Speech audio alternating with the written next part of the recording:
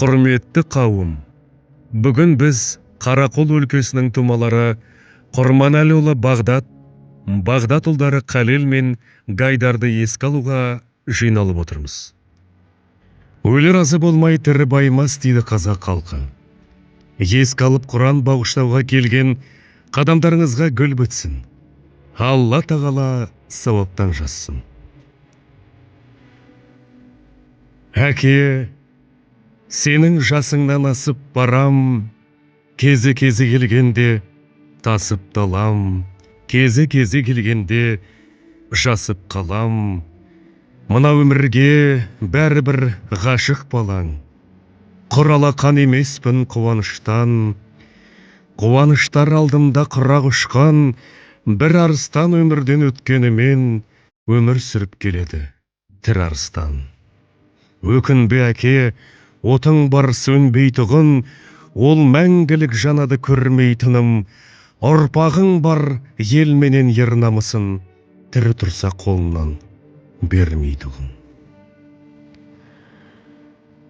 Мейман әулеті өзінің бастауын Шыңғыстау бөктерінен алады.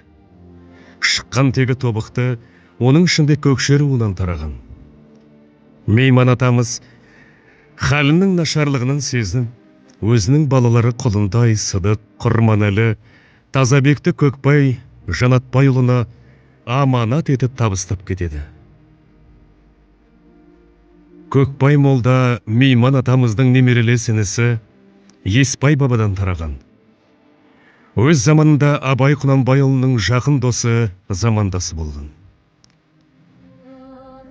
1927-28 жылдары конфискация тобықтылар өңірінде айналып өтпеді.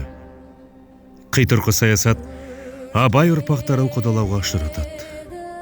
Сол уақытта Мейман әулеті Үш Шашшыға, қазіргі Таскескен маңы қоныс аударады. Сол жерде тұрақталып 1941 жылы Құрманәлі атамыз Орыс қаласы арқылы соғысқа аттанады.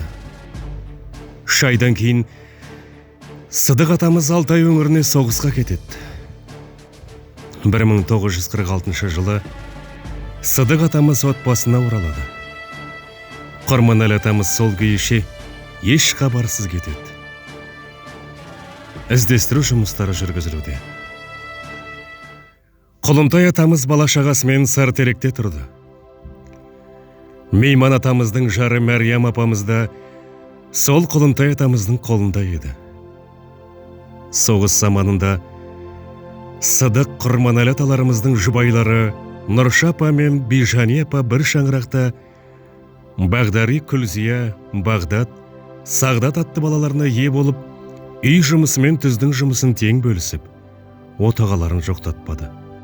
Сөйтіп 1948 жылы бір баламен қалған Ахметбек атамызбен Бижани апамыз отау құрады. Бағдат Құрманәліұлы 1938 жылы 27 желтоқсанда Қарақолда дүниеге келген. Әкесінен ерте айырылып, жастайынан еңбекке баулып өскен. Оқуда озат, әр ісіне тиянақты шәкірт ретінде танылған. Бағдат Құрманәліұлы мектепті бітіріп шоферлық мамандығына оқуға түседі. Оқуды аяқтап еңбек жолын осы салада жалғастырады. Ең алғаш жүргізген автомашинасы ГАЗ-51 4382 СПП нөмірлі машина болды. Қарақол мен аудан орталық арасында жүк тасып техникаға қажет саймандарды жеткізіп еңбек етті. Кей кездер 2 рет жол қатынайтын болған. Кейінгі жылдары автодүкеннің жүргізушісі болып, қыс-қыстауға, жаз жайлауға малшылар мен шопандарға қажетті киім-кешектер мен тамақтар, үй шаруашылығына қажетті заттарды жеткізіп қамтамасыз етіп отырды. 1975-1982 жылдар аралығында ауылда автокөліктер гаражында меңгеруші болып жұмыс істеді. Техниканың көптеген түрінен хабары болды. Атамыз туған туыстарының қамқоршысы болып әрдайым ұйымшылдыққа шақырып отырған. Барлық аға іні әпке қарындастарының Бағдаттың жақсылықтары мынадай еді деген жылы лебіз естеліктерін естіп өстік. 1959 жылы атамыз Құрманәліұлы Бағдат апамыз Дүкенбай қызы Балиямен шаңырақ көтереді. 1960 жылы тұңғыштары Бағдат қызы Гүлзайна дүниеге келеді. Кейіндері Қалел, Гайдар, Қайрат, кенжесі Гүлжазира. Апамыз совхозда балабақшада жұмысшылар комитетінде, жинақ кассасында есепші болып, кейінгі жылдары орталық қоймада меңгеруші болып жұмыстар атқарды. Атамыз Құрманәліұлы Бағдат 1984 жылы 24 қарашада ауырып, Қарақолда қайтыс болды. Бағдат атамызбен Бәли апамыздан 5 бала, 3 ұл, 2 қыз тарайды. Барлығы 14 немересі, 14 шөбересі бар.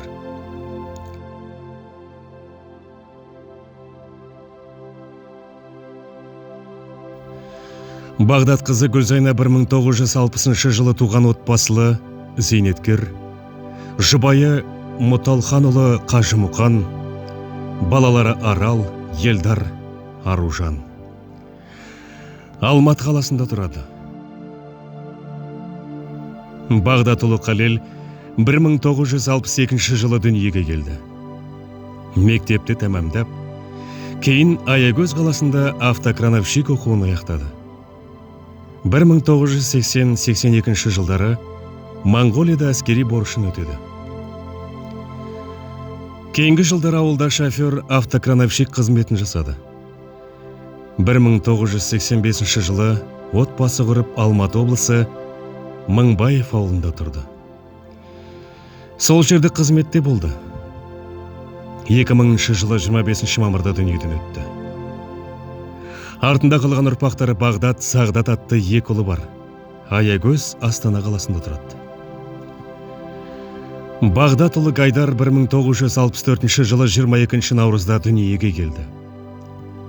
1981 жылы Қаракөл орта мектебін бітірді.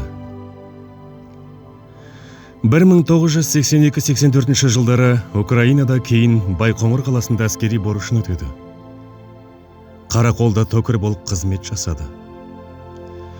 1990 жылы 18 тамызда Әлия жеңгемізбен отбасы құрды.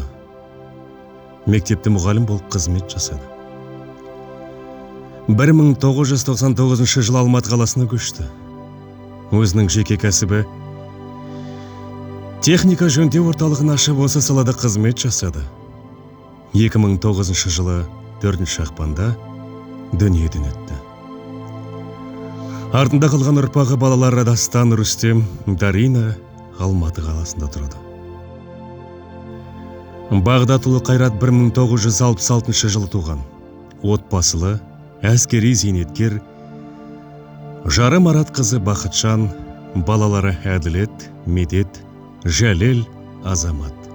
Бағдат қызы Гүлжазира 1974 жылы туған. Отбасылы, жұбайы Ержан, балалары Ерсұлтан, Еркежан, Еркенұр. Бағдат атамыздың бір ана құрсағынан туған іні қарындастары Ахметбекұлы Ильясбек 1949-1983 жылдар өмір сүрді. Ахметбек қызы Гүлбану 1952 жылы туған. Ахметбек қызы Жұмагүл 1955-1997 жылдары өмір сүрді. Ахметбек қызы Ләйла 1957 жылы туған.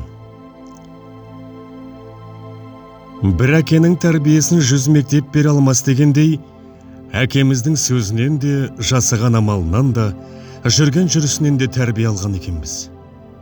Әрдайым адам баласын жақсылыққа шақырып, өзінен үлкен кіші демей қол ұшын созып бауырына жақын тартатын.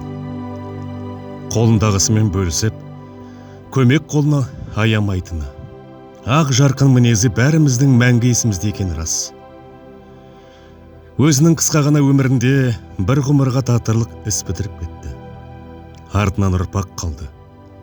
Өшпес із, өзіне ақыретте демеу болар ізгі амалдар жасалды. Атамыздың, ағаларымыздың көрмеген қызығын апамыз, әулеттің үлкендері көруде. Ары қарайда көре беруін нәсіп етсін.